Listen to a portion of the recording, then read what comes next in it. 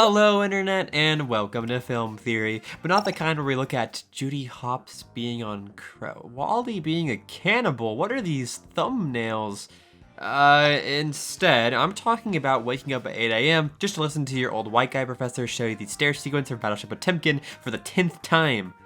Kind of Film Theory. If that meant nothing to you, I'm glad you get to keep your sanity, but today I want to discuss queer and feminist film theory and how the male gaze of the camera contributes to the subtextual homoeroticism of action films, specifically looking at Top Gun because it's very interesting and frankly, it's also just pretty funny. If you're not familiar with the Top Gun gay theory, look no further than 1994 Sleep With Me, where Quentin Tarantino makes an appearance to drunkenly explain the homoerotic themes at a party.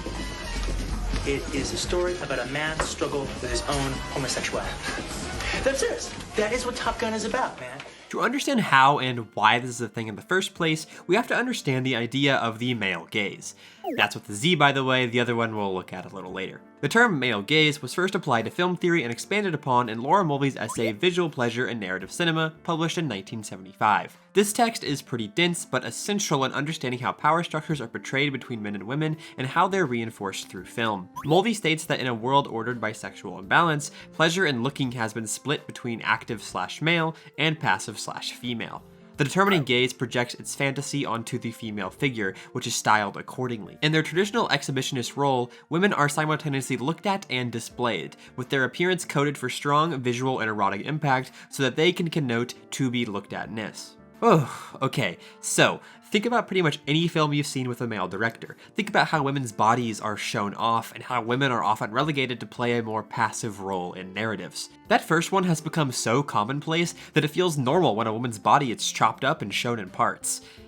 From a camera framing perspective, that is. This has a couple of things that contribute to Mulvey's theory of the male gaze. For one, it strips women on screen of their autonomy. They are only a sum of their parts. Their presence here is to be looked at. The other big thing it does is slow down the narrative. We come to a grinding halt to look at this woman for really no other reason than, well, the men in the audience are gonna like it. There's a clear connection between the lack of control a woman has in a narrative and how she is portrayed on the screen. Mulvey proposes that there are three different looks associated with cinema: that of the camera, that of the audience, and that of the characters, all of which through the male gaze are either shown to be or presumed to be male. It is important to note that while Mulvey does acknowledge this, the male gaze goes further than just gender, as it's also assumed that the male in each of these scenarios is straight as well. Mulvey would describe the way women are being looked at through this lens as voyeurism. Basically, the pleasure, and in turn the power, that comes with looking at someone without them having the ability to look back, turning the men in the audience into subjects while the women on screen become objects. So, the audience is also being subjected to the male gaze and through the way women are depicted on screen, and because of this, men are taught and encouraged to look at women from this perspective. The viewer has no agency in how the camera looks or what it chooses to look at, unless you want to close your eyes or whatever. So the objectification on screen becomes the way men start to expect women to look. John Berger writes in 1972's Ways of Seeing, women are depicted in a quite different way from men, not because the feminine is different from the masculine, but because the ideal spectator is always assumed to be male, and the image of the woman is designed to flatter him. He suggests that because of the male gaze in many different art forms throughout history, the objectification of women has caused a patriarchal way of looking to become the standard. Where men take up space and are expected to take control, women are expected to make themselves small and give in to what the men looking at them want to see. This is most apparent in how the camera chooses to look at women as established prior, and now how the audience is also expected to look at women on screen. And of course, we have how men view women within the film. This one is probably the most apparent. Take Transformers. I mean, just look at how Shia LaBeouf ogles over Megan Fox. It doesn't really serve any purpose within the narrative other than just showing off the fact that Megan Fox is attractive. I think you get the idea of what the male gaze is and what it does in film.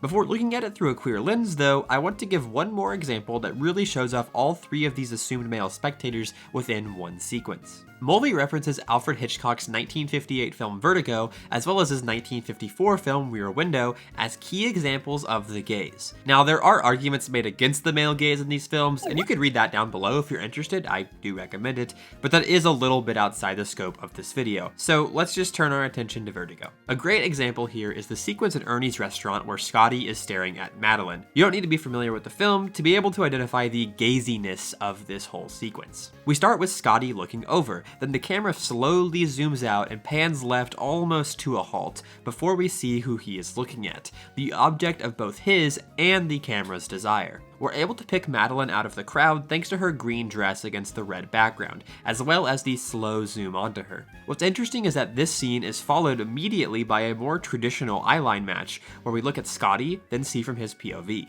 All of the criteria for Mulvey's theory are met here.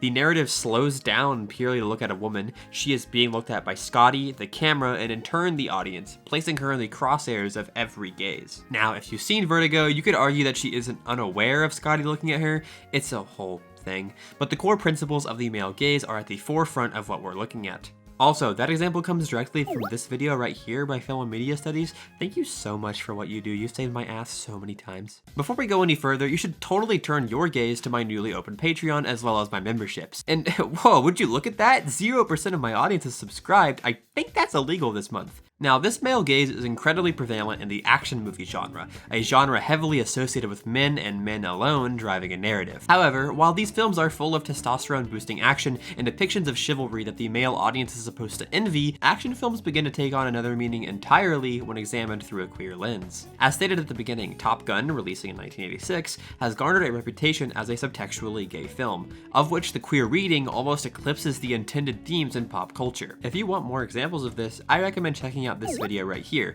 It's where I borrowed the title of this video. Anyways, in my opinion, there are three main driving factors and why this is so prevalent in Top Gun specifically when compared to other hit action films of this era. Firstly is how the men in the film act around one another, which can be interpreted as homoerotic based on their words and actions. Secondly are the interactions between the protagonist Maverick and his rival at Top Gun flight school, Iceman, and how the presumed male audience is supposed to react to their scenes together. And finally, there's the volleyball scene, which we'll get to. The first of these factors can be seen most explicitly through the language used by the men throughout the film. Whether it be from joking to one another to teasing fellow students, many of these lines are delivered in a tone that can be read as homoerotic. This coupled with the fact that there are almost no women in the film, many have interpreted these lines as flirtatious among the men. During a lecture, one man leans to his partner and says, "This gives me a hard on." To which his partner replies, "Don't tease me." Lines, please. While this may be labeled as playful banter among men, with the absence of women for a majority of the film, the workings of homosocial desire, which operates at the expense of women, turns men's aggressively erotic energies towards one another. Here in misogynist films teaching Top Gun, Maletsky is saying that because there are no women to be objectified by the men's comments, these jokes turn towards the men themselves, turning what are usually playful homosocial remarks into sexually charged homoerotic ones. This is not uncommon in action films, however, Top Gun opens itself up to a queer viewing because of the lack of a main female character to take the brunt of these remarks. On top of that, Maverick and his flight partner Goose have a relationship that can be interpreted as gay in a variety of ways. Many buddy action films, where there are two male leads who work together throughout a film, can be read as queer by the very nature of two men spending so much time together without the presence of a woman. In Masculinity, the Male Spectator and the Homoerotic Gaze, Patrick Schmuckman says that homoeroticism is strongly evoked by the coupling of male partners as buddies, and at the same time, disavowed by homophobic jokes and remarks. Top Gun, however, does not have many of these homophobic jokes that often crush any semblance of homoeroticism between male leads, thus causing what may be playful banter between Maverick and Goose to be interpreted as sexually charged. Though a literal queer relationship between the two is disproven when we're introduced to Goose's wife and Maverick ends up with Charlie, the subtext between them can still be seen as homoerotic. So because of the male gaze and how it causes male characters to be in active roles while forcing women into passive ones, with no women to be placed in passive roles, the tension gets redirected towards one another. The men on screen are constantly fighting for domination over one another in their active roles within the narrative. My personal favorite place to look at through a queer lens is the relationship between Maverick and Iceman. These two pilots who are gunning for the #1 spot in the Academy often clash with their ideals and actions, but during these moments, the way in which they look and exchange words are almost always sexually charged to an extent. Take a scene in the first half of the film where Maverick and Goose go to a bar and run into Iceman and all the other pilots who got admitted to Top Gun. Iceman gets very close to Maverick's face when he asks him, You figured it out yet?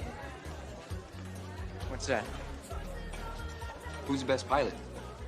The exchange is shot with both of their faces in a very tight close-up as Iceman continues to get closer to Maverick. This could be viewed as Iceman attempting to intimidate Maverick, but the facial expressions of the two throughout the scene almost work against that. They're often smiling at each other, either looking directly into the other's eyes or seemingly looking at their lips. If this sort of conversation were shared at this distance, shot in the same way in the same place, but in like a rom-com between a man and a woman, it would be classified as a meet-cute, where the main lovers are introduced to each other. Instead, it's between two men, and because of the male gaze making them both active subjects, there is a palpable tension to the rest of the bar exchanges, but not because of the supposed intimidation. After Iceman walks off, Goose issues Maverick a bet, stating that he'll give him $20 if he can hook up with a woman. When delivering this line, however, he says, "You have to have carnal knowledge of a lady this time." as he and Maverick exchange smirks, implying that Maverick may have slept with a man in the past. Though this is unlikely and probably just a silly jab, Maverick's face when he looks back at Goose gives me the impression that, no, maybe he really did one time. This is never followed up on, adding to the comedy, but I can't help but think about what Maverick got up to last time they went out. The male gaze of the camera also contributes to the homosexual undertones of Top Gun through the way it frames the many scenes of the various manly men within it. Aside from the several scenes in which we see many of the pilots wrapped in only a towel in the locker room, the volleyball scene is the cornerstone of the queer reading of this film. Here, the presumed male audience is subjected to looking at several men wearing minimal clothing playing volleyball on a hot day. If this scene replaced the men with women in similar attire, it would be serving the heterosexual male audience by framing the women as objects of desire. However, with that aforementioned lack of women and the inherent male gaze of the camera, this scene's meaning transforms itself. These are men performing for other men.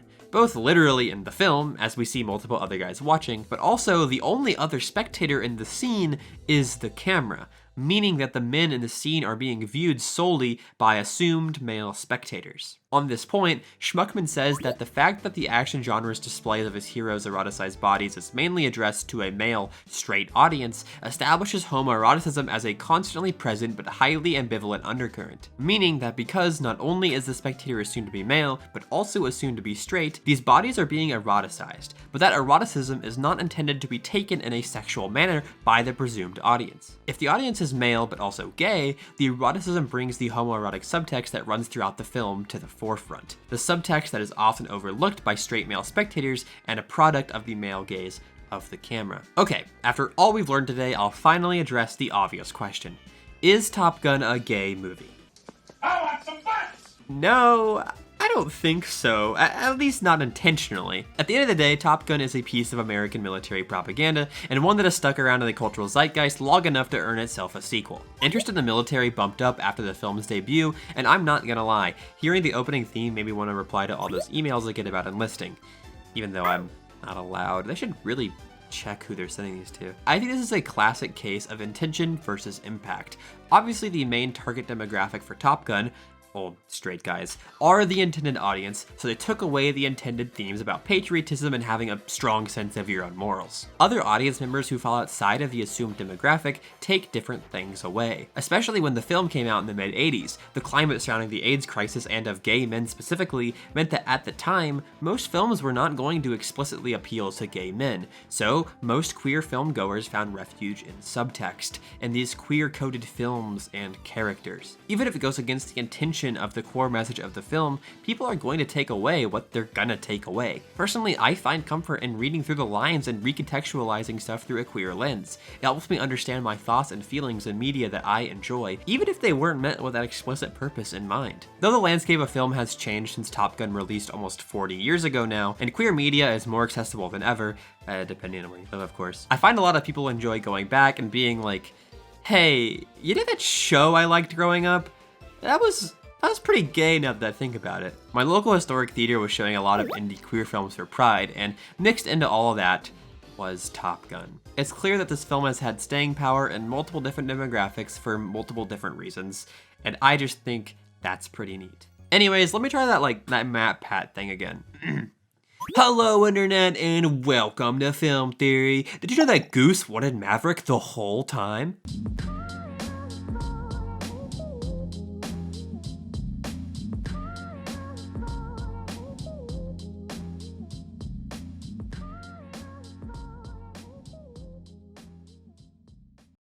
I want you.